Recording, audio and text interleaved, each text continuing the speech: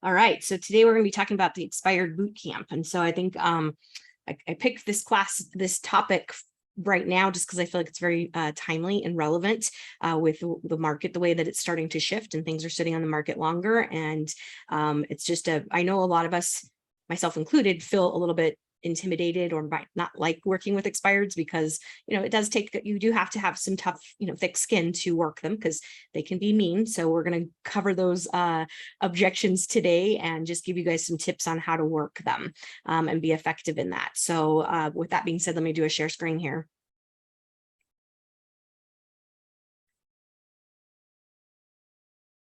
Let's move this here slideshow.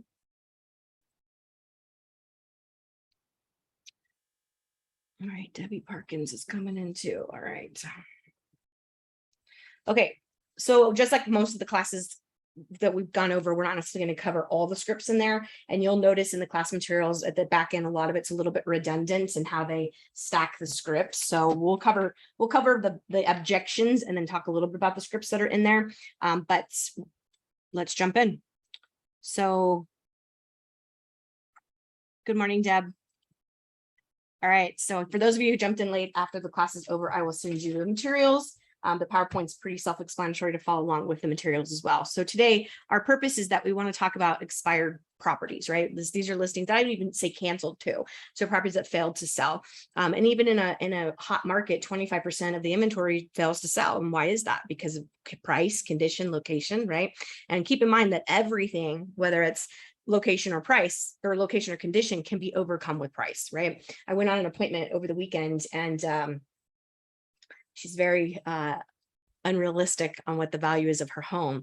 And her reason, her reasoning is, I had to kind of talk to her about that. And still, when I left, she still was just incredibly unrealistic about the price of the house.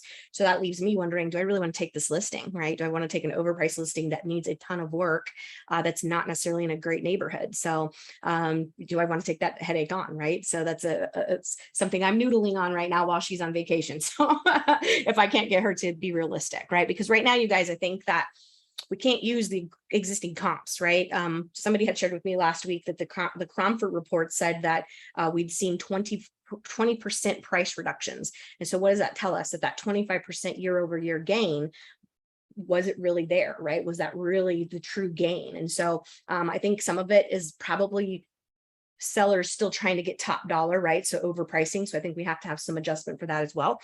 But the reality is that you got to look at that comp, and I think you need to price it aggressively against the last comps, right? To predict what might, be the future. So today we want to talk to you guys about how to be proactive, right? To identify the relationships with expired listings. We want you to have confidence, right? To be consistent in that.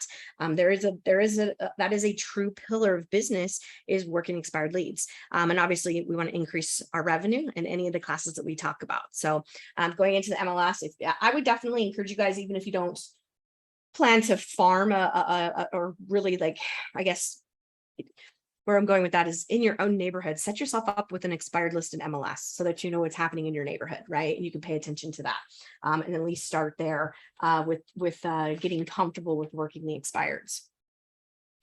So our financial consequences of a proactive lead generator, right? So we want to look at the 45 weeks. You guys, those of you who've been taking these classes every week, this is not a new concept for you here. So we get down to looking at having 50 dials a week, right? If there are 50 expireds. And of course, if there aren't 50 expireds that you want to work, then that number would change, obviously. But for the example, it gives us 2250 contacts, or I'm sorry, dials. If we had 15% response rate, that gives us 338 talks. If we were only able to set 7.5, which I think that's pretty conservative, that's 25 appointments, right? And if we only actually met 18 people and we were able to convert 50%, which again, I think is very conservative. I think most of us, once we get in front of people and we're able to break down those defense walls that people have, and they see you as an option to help them get their home sold, I think you could have a better than 50%. But just for the sake of discussion, at five new transactions, this isn't taking into consideration the leads you might get from that, buyer leads and additional seller leads. And so when we look at an average commission, what did we say last week, of $12,000? I'm not good with math in my head. So what's 12 times 5? So that's $60,000 just from making some phone calls to expired listings. I don't know about you, but that's a pretty good day, right? And again, that doesn't include the other opportunities that come from having the listings. We used to say back in the day, and Deb, you probably remember this, is that you got to list to last, right? That was the saying. And so, and she's nodding her head yes, right? So it was a cheesy thing we used to say.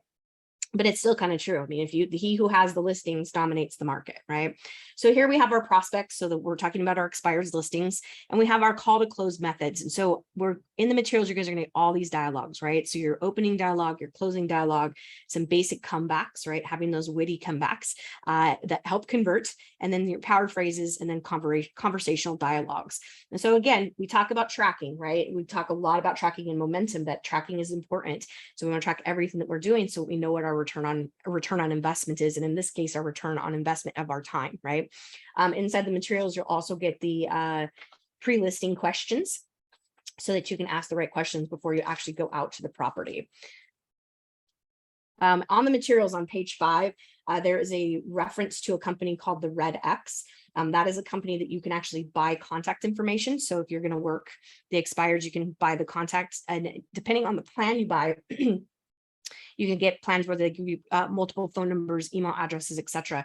The coaching clients that I have that actually use RedX, and the other agents I know, they said that the intel is pretty good, and they scrub the do not call list and all of that. But don't go run out and start spending money on a tool that you're not going to do, or, you know, that you may not use, because RedX is, I mean, it's cold calling you guys. So it is giving you the information, but I would say for most of us, get comfortable just working the idea of expireds, and maybe, you know, start finding them and having some conversations that way, instead of running out and spending money on a tool that's you may or may not like to use. Okay. Now, if you get really good at it and you expireds are your jam, then certainly look into a tool like the RedX. So practically 90% of expired listings still have a desire to sell their home. And so why are they so irritated when we get called? Because they spent 6 months in an unproductive relationship with an agent who promised them results that they couldn't deliver, right? And some of that isn't, I think there's a shared responsibility, right? Like the listing appointment I went on this weekend, if I allow her to list her house at the price she wants, I'm not doing my job of being honest with her. And you know, is it better to walk away or have her fire me and say, no, I'm going to go with someone else, right? And so I hope that doesn't happen. So I'd love to help her, but we have to be realistic that who's sharing the responsibility of why the property didn't sell. And sometimes it does fall back on the seller because they're unrealistic about price. Or I was having a conversation with an agent yesterday on a challenging listing that she has. Mom and dad are renting the property to their kids, and they have 3 little ones under 5 and a cat. And so every time the house gets shown, it's not in showable condition. And so that's a challenge, right? And so we have to be honest with mom and dad about what's happening with the showings. And that is not a fun conversation, because cleanliness is very subjective. And so that is not a fun conversation to have. So when you look at I don't know if I have it up here, I don't. So on page 6, if you look at this, there's a time lapse. So we have week 1, right? We're full of activity. We're engaged with them. The clients are excited. 1 month goes in, things have slowed down. We're still in flow, but the seller's now starting to feel rejected. Month 3, we have limited activity. We have little contact from the agent because I don't have anything to say and update you with, right? Now the client's starting to feel depressed. By 6 months, we've had no activity, we've had no contact, and now they're just angry, right? They're angry and they're irritated that their home didn't sell, okay? So the goal here when we're making calls is that we want to just set the appointment, right? We want to be able to get our foot in the door. And then now we can start having a conversation about why you're different. So your goal and the role is to add value, right? So let's sit down. So the rationale here is let's sit down and talk to see if I'm a viable option for you. So you can't control what the expired sellers ultimately do or say. All you can control is the number of relationships you open the door to on a daily basis. And so on the slide here is that we got to get mad, right? So mentally tough. Again, got to have some thick skin, because, you know, if their house is sat on the market for 6 months and it hasn't sold, they're irritated, right? And maybe there's other factors going on in their lives, right? So you have to be mentally tough and recognize that it's not about you, right? Their reaction is not about you, okay? Then we have to be absolutely committed to the outcome. right? So just stick to it, right? Or I'm sorry, committed to the goal and then detach from the outcome. So if you make enough phone calls, you're going to get an at bat, right? So we just have to stick with that. And again, don't take it personal because it's not about you.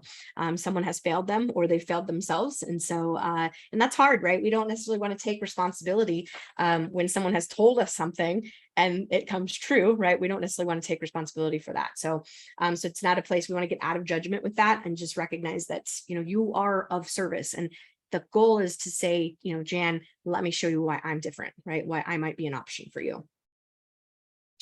So we can either make excuses or we can make dreams come true. And so, what's our plan here? So this is page 8. So before the call, you want to have a ritual, right? We've talked about this before in prospecting classes, is to have a ritual that gets you in that mindset. So review your mission statement, right? Your values, have your core beliefs. We've talked about that. And in fact, we're going to talk about it again in the next page here. So what are the core values that we need to have? We want to rehearse our scripts and dialogues. So get mentally in that space, visualize the successful conversations and the outcome.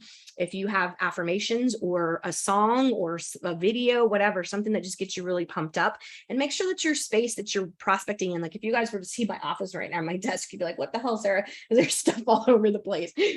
My space right now is not really conducive for making prospecting calls, right? So make sure that your space is warm and inviting and sets you up for success, right? So, and make sure make sure that you've got quiet, right? So people aren't interrupting you.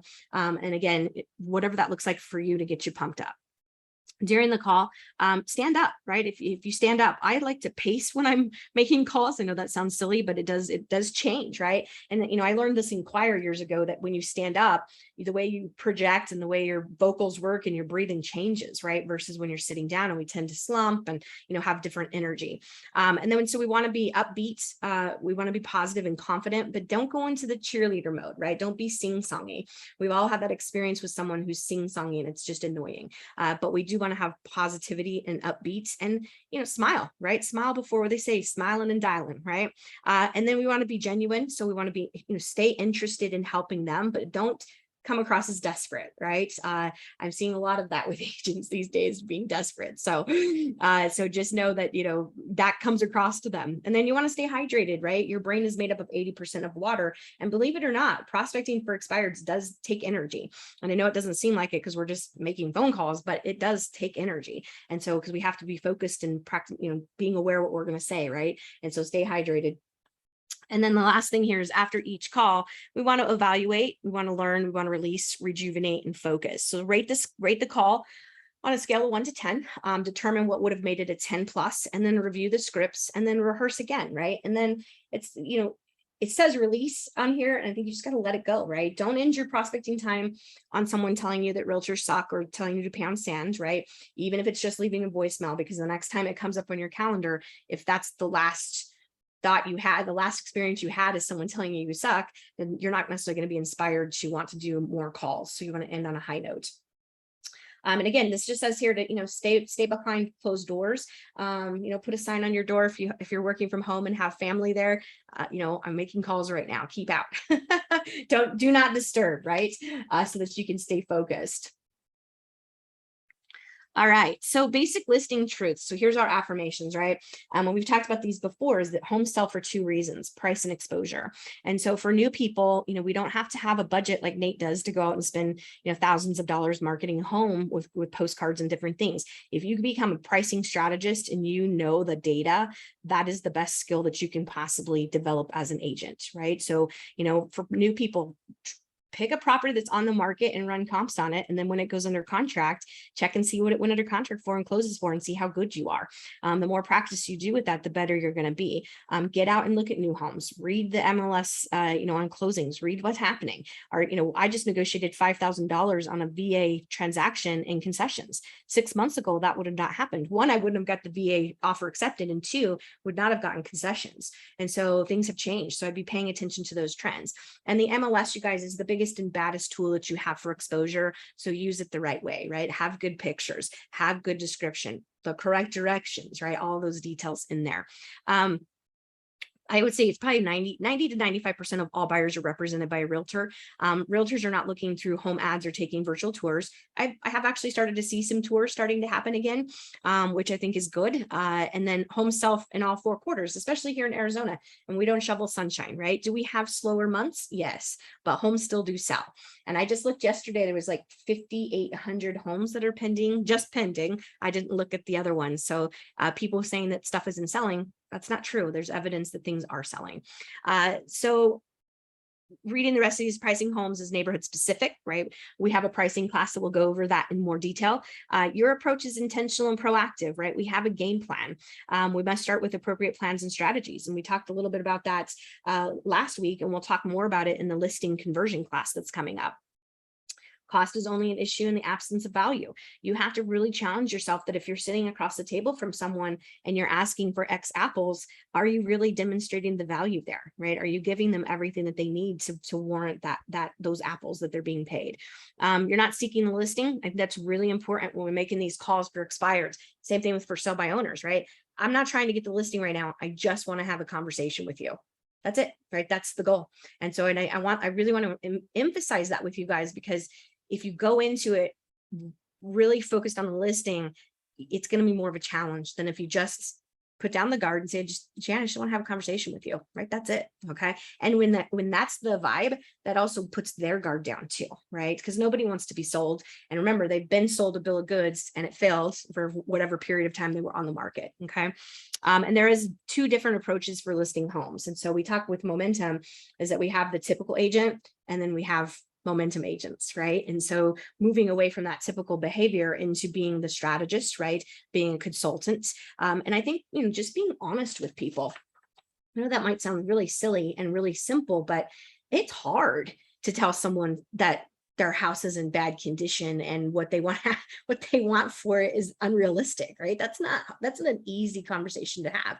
It's hard to tell someone that, hey, your house is dirty, right? That is a hard conversation, but it's our job, right? We're remiss if we don't, be honest with them, right? And there is a loving and kind way to say all of that, right? So there are no magic words, only magic acts. So here's the plan. So if they're not home, right? So if you have a phone number, or if there's no phone number and we don't have red X, go by the property. All right, go by the property, do a door knock. Okay, so if you do have a phone number, we want to leave a vague message, right? So the second call, we can leave a more specific call, and then we can drop something in the mail.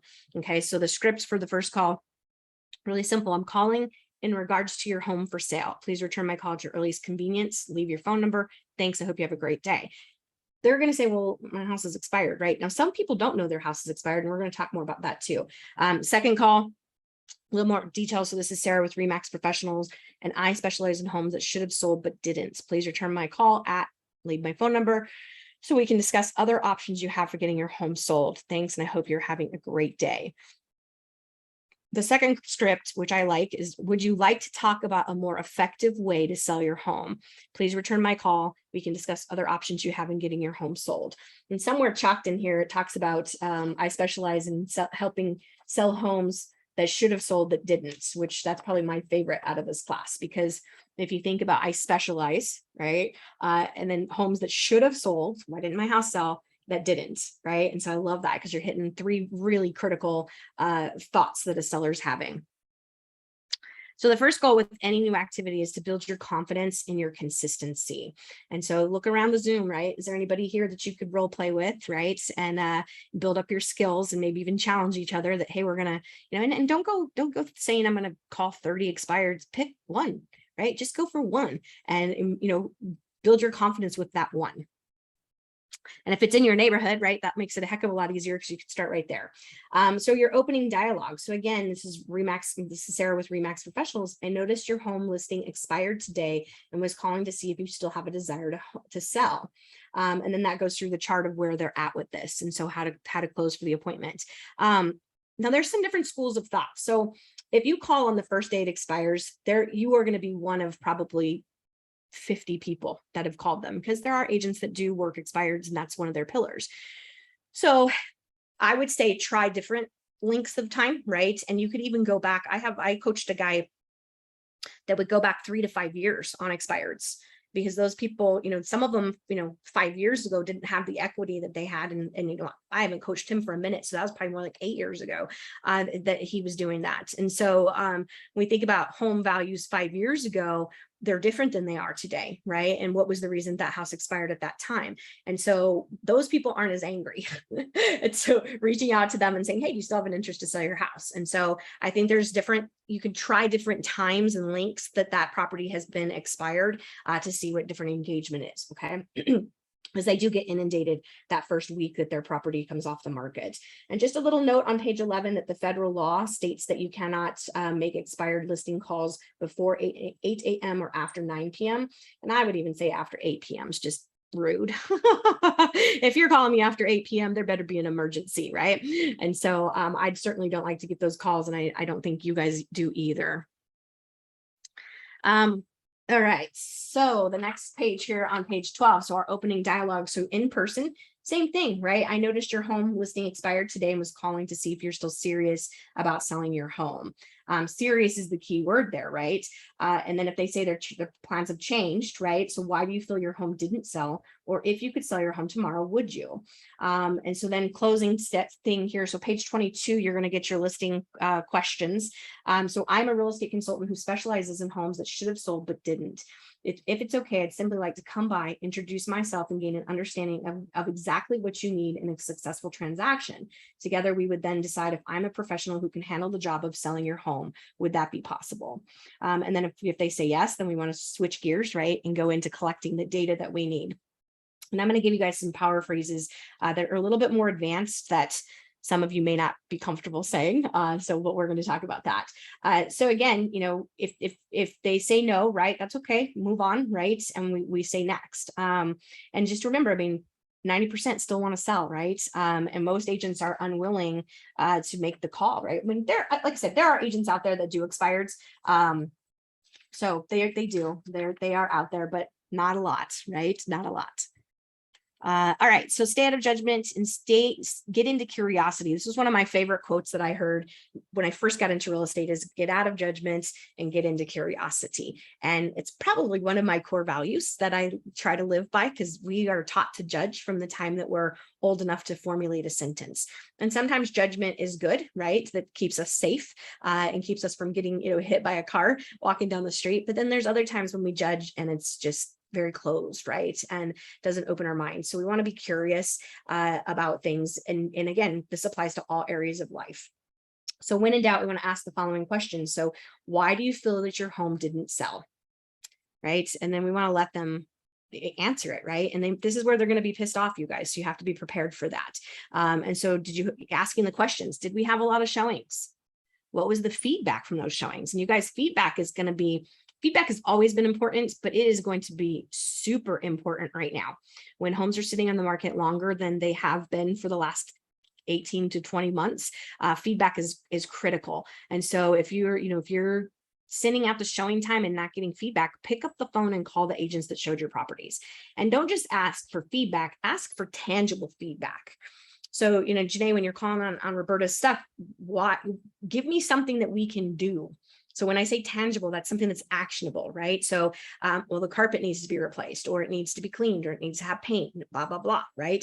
So those are things that I can take back to the seller and say, this is what people are saying about your home, right? And if you are showing the home, do us all a favor and provide good feedback that's tangible. Don't just say it's overpriced, right? Give something that the listing agent can actually use to help them, okay? And the other thing too, before I move off of that, on MLS, there's a way that you guys can look and see how many times your listings have been saved in a portal, sent out, right, to people looking, and how many times they've been hearted, right? Like this is a favorite, and how many times they've been rejected. And I think the rejected data is the most important, right, to share with the sellers, because that's the times that it's being viewed and people are saying no to that property, right? And so we can get a lot of information from that. And, personally, I want to be the one to update my client before they call me. I'm going to tell a quick story. I'm trying not to get on too many stories because I have a hard stop at the top of the hour, but this is a good story. So my father-in-law passed away. It's been almost it'll be 6 years in February. And he had a mobile home in Wickenburg in a little trailer park that we were beholden to use their real estate people there because of the way that the property was set up. And we only had a 30-day window to sell the property. And every week I was calling for feedback, right? How many showings did we have? Have we had any offers? We need to reduce the price because we were aggressive. Like every week we were reducing the price. And by the end of the 30 days, they were annoyed with me. And I was equally annoyed with them because not once did they pick up the phone to call us and give us an update. I had to be the one to do it. And I had to be the one to be the adjutant to, reduce the price.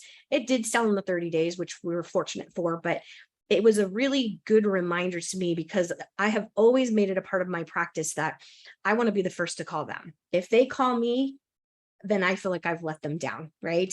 Especially if they're on my list, right? And I know I'm supposed to be calling them and they call me first, and I get disappointed with myself because I feel like I'm not providing that service. And so in that experience, selling my father-in-law's home really solidified for me why that has been such an important part of my practice. And I think what makes it special for my clients, right? And having that experience. And so, even if you don't have anything to say, Jan, still follow up with them. How are you doing? How are you feeling? What's going on, right? Because there's a lot of emotions in selling a home. All right, so back to the class materials. So did any of those buyers that came through your home buy another home? Right, that goes back to that feedback. Did similar homes like yours sell while you've been on the market? Have you had any price reductions? Or how did you arrive at your price? What are the pricing benchmarks and trends that exist in your area? Are you aware of any quarterly trends that might exist? Did you have any price reductions, which you can see in the MLS if they did? Where were you informed of the consequences of pricing your home too high? Are you aware of the price per square foot in your area for the solds and expireds, which I don't really use that too much. I feel like that's kind of an old school, antiquated way to price homes, but some old school people will ask that, so you still need to be aware what that is. And of course, they're going to say no in most cases to this, right? Because this is not something, not every agent is giving this information, right? And especially the last two years, we haven't had to. It's so now slipping back into that, that's super important that we're providing this information to the sellers. And so that's why when you're pricing properties, it's your job to investigate all of these bullet points. So then do you think this information could have been of value to you in attempting to sell your home? And they're going to say yes, right? And then that's your opportunity to go in for the close and set the appointment.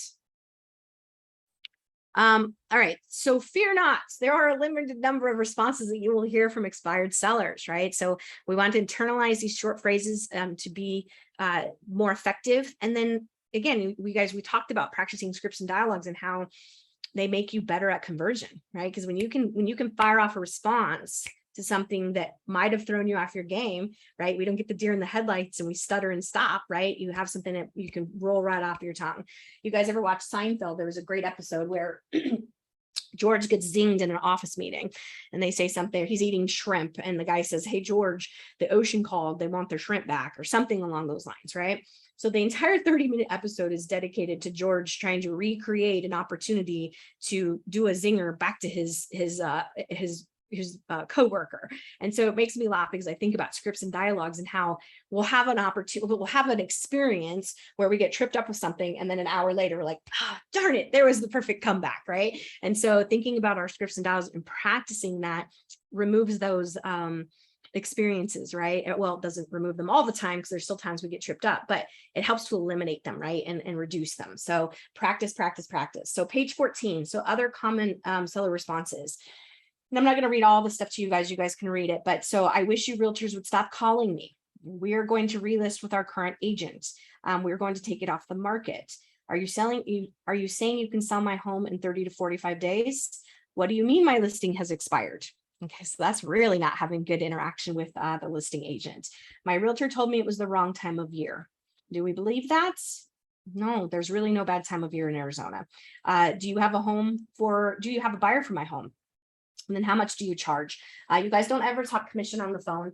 The conversation will end very quickly. So what I like to say is that's a great question. And, before I give you a price, I need to see your home and I need to know what your personal, what your needs are, because I tailor make my my commission packages based on your needs, right? And if I say tailor make or customize or specific to you, that changes the dynamic, right? Because they feel special and feel like they're going to get something different and unique to them.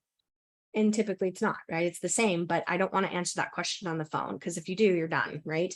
And via text, via any of that, right? We don't want to answer that question. We want to do it in person. So advanced dialogue. So again, these are the power phrases. So when all seems lost, we can go to some of these power phrases. So you should never say no until you know what you're saying no to. There may be opportunities available you never knew existed. Worst case scenario, you'll find out exactly why your home didn't sell and receive specific plans on how to get it sold. Who knows, we may just find out that we speak the same language. Wouldn't it be worth an hour of your time to see if there might be a better approach to getting your home sold? At this point, what do you have to lose? I really don't like that one. If you gave your previous agent 6 months, how about you give me 1 hour? I wouldn't be calling if I didn't think I could help you. So what do you say? And so depending on your tone and how you deliver these scripts, right? They could be aggressive, but they could also be very nurturing, right? And the way that we say, wouldn't it be worth an hour of your time to see if there might be a better approach to getting your home sold? The only one that doesn't really resonate with me is that the what do you have to lose feels kind of, I don't know, used car salesman. No offense to used car salesman. So, but finding your voice, right, to be able to deliver these scripts so that they're you, right, first of all, right, and internalizing them so that Orlando, they're your voice, right, and how you would speak and how you would say. And then depending on the personality style that you're dealing with, you might, if you got a strong D, well, we might pull out our D personality, right? If you've got an S, then we're going to be a little bit more warm and sincere and soft spoken, right, in how we deliver this. Okay. The page 15, the note is, if you really want to go for the power, try stacking the phrases, which basically is you just go one after another with a slight pause and not allowing the seller to interrupt you. Okay. The next couple pages are that, right? It's just all that scripts I just read to you all stacked together so you can see how that flows. So the no, rejection, right? So we want to go back into just setting the appointment. You're the 22nd person to call me today. So there's an example in there of how you could use those power phrases to stack that together. And then I wish you people would stop calling me. That's something you're going to hear if you decide to work expireds. And then page 17, we're going to relist with our current agent. And so the script here, and I just want to highlight this one, is have you signed the extension yet? And so if they say no, then let me ask you this: what do you plan to do different this time around? And just, let them answer that, right? Because if they're just going to relist and continue to do the same thing, what's the definition of insanity, right? Is doing the same thing over and over again and expecting different results. And so if they have not signed an extension, what do you plan to do different? And then let them answer, right? And obviously, if we got to back down at some point if they do intend to relist with their current agent. And then the next one is, we're going to take it off the market. So what if I could sell your house in the next 30 to 45 days? Would you? Okay. And then, are you saying you could sell my home? And so then now we want to get into that where we close for the appointments. Page 18. So what's the difference between a consultant and an agent? And then, what do you mean my listing has expired? My realtor told me it was the wrong time of year. And so there's the power phrases with that. And then page 19, what do you mean you specialize in homes that didn't sell that should have sold? And if there's a script you guys take out of this class, it's that one. I love that script because it really is jarring in a positive way. Jarring is the best word I can come up with right now, but it really kind of gets them like, well, what do you mean you specialize in homes that should have sold that didn't? And then you have a buyer for my home. I just want to be left alone. You're all the same. And so we've got a script in there to cover, to deal with that objection. And then the final of the ABCs of always be closing. So why didn't you show my home when it was for sale? That's also another objection you're going to encounter, right? And then the alternative opening dialogue. So listen, I don't want to bug you because you've probably been bombarded with calls today. However, I do specialize in homes that should have sold but didn't. And I'm simply wondering if there would be a good time for me to come out and share with you my proactive plan for getting your home sold. So that one works if you're calling on, that first week that properties have expired. And then lastly, as with any thing that we have in momentum, let me stop my share because it's not on the screen, is the tracking. So we have the accountability is key, right? What gets measured gets done. So you've got the week there, the days that you're doing, how many dials you're making, how many conversations did you have, how many appointments did you set, how many meetings did you go on, and then what was the result of the listings. And so again, just for definition, a dial is the attempt, right? So not an email. This says snail mail, which I don't necessarily agree with that, because if you don't have a phone number, then you got to go out and do mail, right? You got to drop something off to them in the mail. So I don't necessarily agree with that. I think that still would be considered an attempt. And then of course, talk is actual contact, right? Talking to them. And then specific date is your appointment that's set. And then obviously face-to-face is the meeting, and then your listing agreements that are signed. So you could take this paper, right, and your materials, just print it out or put it into a Google spreadsheet, and then have that. So it's more of a digital format. So, and then I also like in here, the biggest lesson that I learned, right? So, and then I'm glad I did, and I wish I had. So always be challenging yourself, right? To think about what could I have done different? What could I have done the same, right? What worked? And then just constantly be looking to improve yourself with that, right? So, and on page 22, as mentioned in the materials, is the pre-listing questions. You're going to see that in a couple different momentum classes. So if you don't have something like this that you're currently using, I would encourage you to take this page and start using it. When we McDonald's our business by using a form like this, it reduces our risk. And so when we have a process, right, that we ask the same questions and we get the same information, then that helps us, one, to, again, we have to go back and investigate. So that's part of it, right, is to investigate why the home did or didn't sell. And in this case, didn't sell. And so we have to be able to gather all that information. I think, I'm trying to remember from the other classes, there was something else that we had added to this. And I think it was loan amount. So if you look at page 22, it doesn't ask them how much they owe on their property. So I'm pretty sure that that's what we had kind of, the first time we ran this class, we had decided that that needed to be added to the pre-listing questions.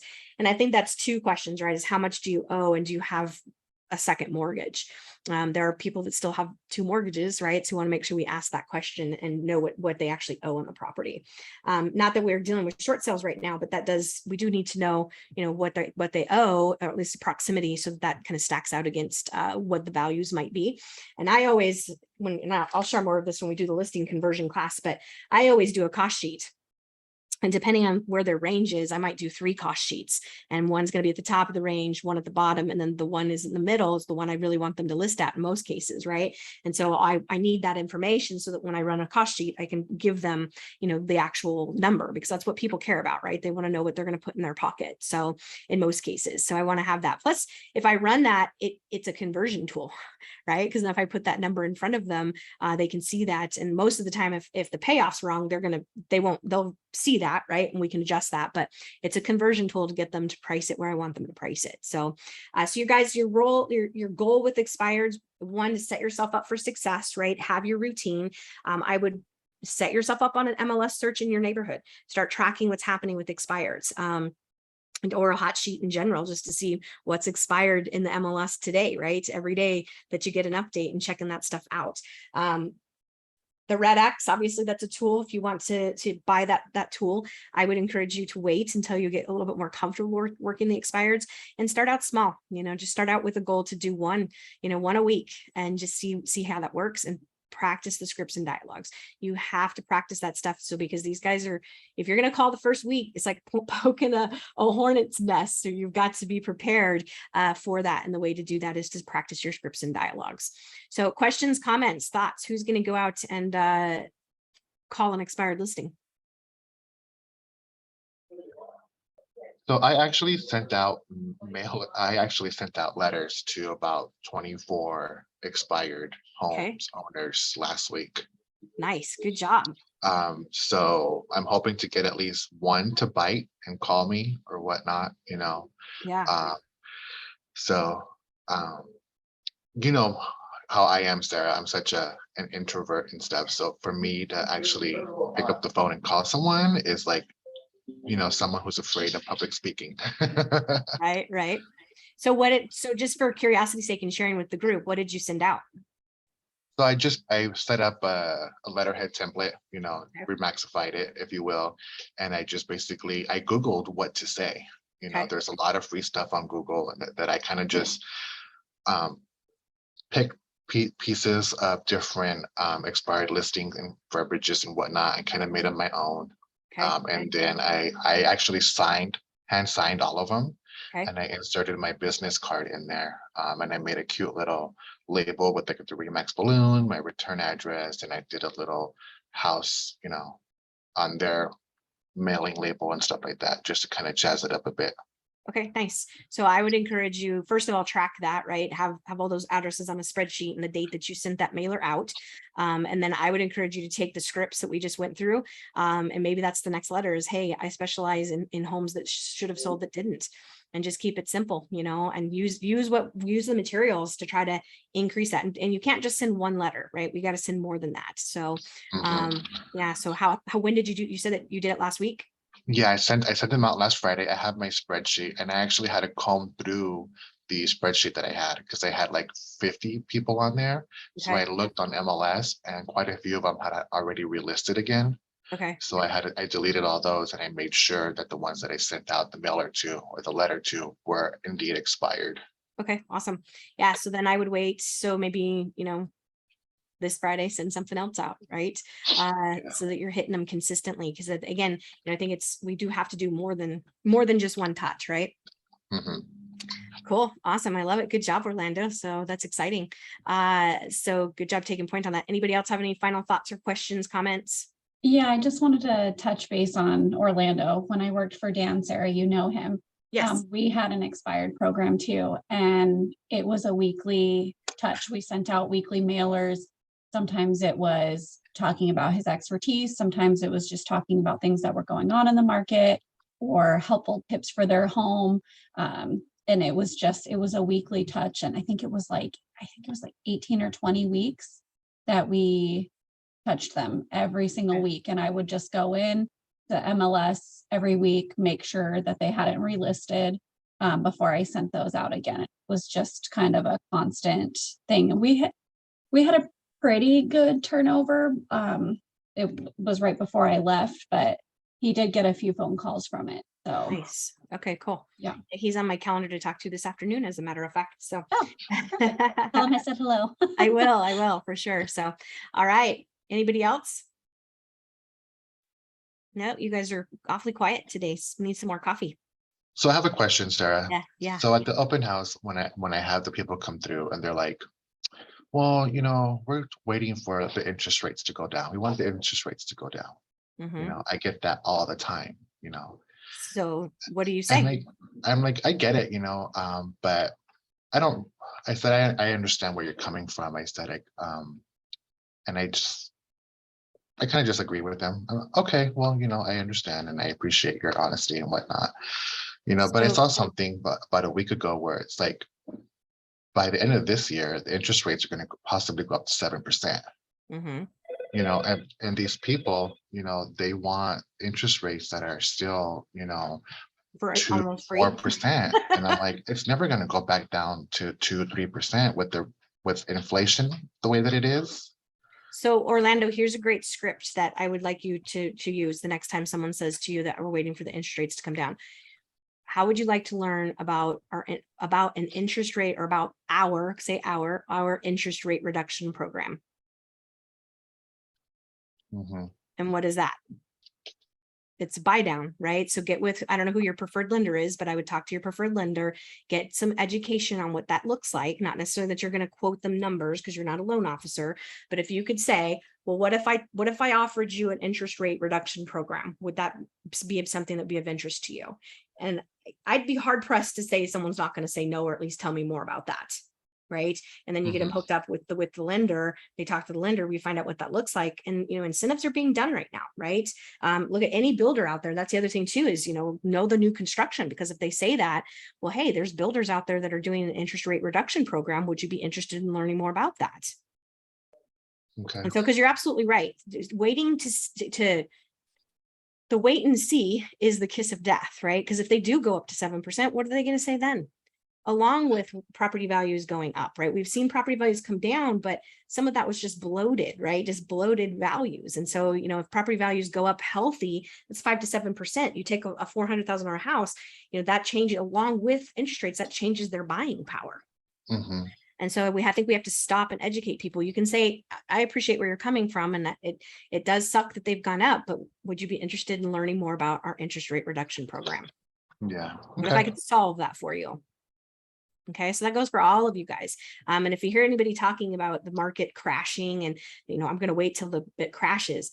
Yeah, I get very annoyed with that because I lived through that market. We rescued kittens and gave cash for keys for people that, you know, had to move out of their homes, right? And so we should never, ever, ever want for something like that to happen. I mean, people committed suicide. So, and the reality is, you guys, that 4 out of 10 homes in the United States are owned free and clear. Those homes will never go to foreclosure. And coupled with the fact that we're still 3.2 million homes behind what we need just to keep up with the human population and demand. So we're not in a crash, we're not in a bubble. Are we seeing course correction? Yes, but that's okay, right? That's okay. That does not mean that we're in a recession. It doesn't mean, you know, and that's the other thing too, people use the word recession, but there's only been one time in, what is it, 6 or 7 recessions since the 80s that real estate values were affected. And that was in 2007 to 2009. And so those are talking points. There's a great website called Keeping Matters Current that provides a lot of really good data that you guys can look at. And I love that website because it takes really complicated, boring stuff and kind of dumbs it down in a way that we can understand it and then share it with people.